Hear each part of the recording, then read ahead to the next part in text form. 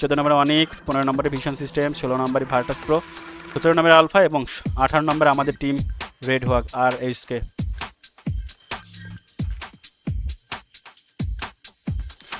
ওকে, ওদের একটু আইডিয়া লাগবে, অ্যাকচুয়ালি আইডিয়া না, এক্সপিরিয়েন্সের দরকার আছে বড় বড় ম্যাচে। এগুলো ইন্টারন্যাশনাল ম্যাচ ভাই। আপনি যে ম্যাচগুলো খেলে এগুলো লোকাল ভাই, এইগুলো আমি আপনার সাথে ফাইট করি, কিন্তু এই সব জায়গায় যে খেলা হচ্ছে প্রত্যেকটা কান্ট্রি থেকে এই টিমগুলো সবচেয়ে বড় হাইয়েস্ট টিম ভাই।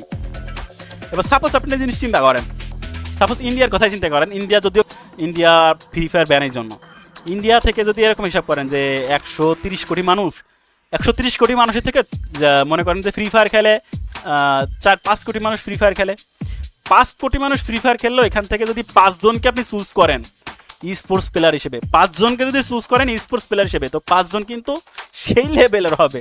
সো আপনাকে মাইন্ড রাখতে হবে যে এইটা কিন্তু এরকমের হিসাব, যে প্রত্যেকটা দেশ থেকে যারা অবভিয়াসলি অন্যান্য টিমগুলোরা হারায়ে নিজেদের বেস্ট প্রমাণ করতে পারছে, তারাই কিন্তু এই ই স্পোর্টসের World Cup sports World Cup 2025-এ খেলতেছে।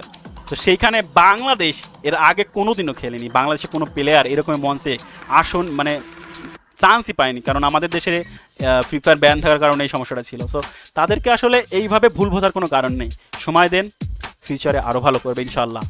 আমরা চলে যাব ম্যাচ নাম্বার 6-এ, যেটা শুরু হবে এখনই সোলারা ম্যাপে।